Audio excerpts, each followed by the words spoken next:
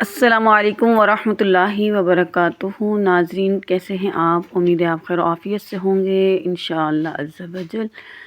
تو جی پیاری خدیجہ، میں نے کوئی ایسی بات یا ایسی دل آزاری والی بات یا میں نے کسی کے ساتھ کوئی ایسی بات شیئر نہیں کی جس میں لگے کہ میں راشدہ ملک کی ماں اور آپ لوگوں کی میں ساس بن رہی ہوں، ٹھیک ہے؟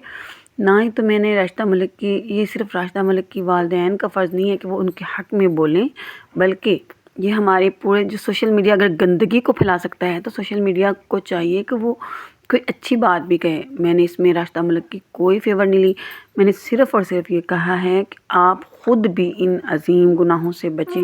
آپ اس کا چینل ہی کیوں دیکھتے ہیں؟ اگر آپ کو وہ اتنی بری لگتی ہے، وہ سوشل میڈیا پہ اتنی ہی لگ رہی ہے، تو آپ ایسی چیزیں دیکھتے ہی کیوں ہیں؟ آپ لوگ تو چاہتی ہیں کہ ایسی چیزیں آئیں، کیونکہ آپ لوگ میرے دوسرے جو ہیں ویڈیوز ان پہ بھی ویوز دیکھ لیں، کم آئیں گے، اور ان پہ بھی ویوز دیکھ لیں کتنے آ رہے ہیں، ٹھیک ہے؟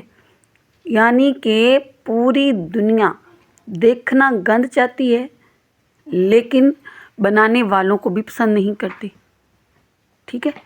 تو میرا آپ سے یہی جو ہے نا کہنا تھا کہ میں آپ کے ساتھ معذرت خواہ ہوں اگر آپ کو میری یہ بات بری لگی ہے کہ میں نے ان کے حق میں یہ کہا ہے، کہ میں نے ان کے حق میں نہیں، میں نے بلکہ سب کے حق میں کہا ہے، چاہے وہ کوئی اقرا کنول ہو، اقرا وہ کنول آفتاب ہو، اس کی بہنیں ہوں، جو بھی ہے، ٹھیک ہے؟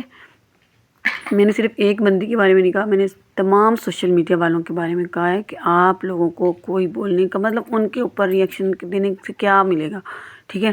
کچھ ملے گا تو نہیں، دنیا میں تو یہ ہم دولت کما ہی لیں گے، لیکن آخرت میں اس کا ہمارے اوپر کوئی اجر و ثواب نہیں ہے کہ اس نے اپنے بندے کو نکال دیا تھا کہ نہیں نکالا تھا، یہ نہیں پوچھا جائے گا، آئی سمجھ؟ اور امید ہے کہ اس بات کی آپ کو بہت ہی اچھے سے سمجھ آئی ہوگی اور مزید وضاحت کی ضرورت نہیں پڑے گی۔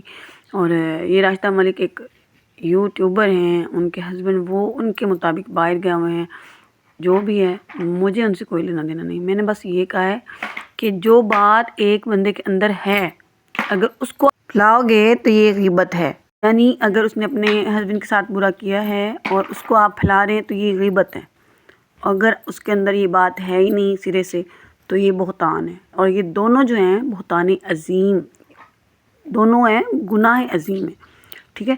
کیونکہ گناہ کی معافی نہیں، یہ دونوں ایسے گناہ ہیں جن کی معافی صرف اور صرف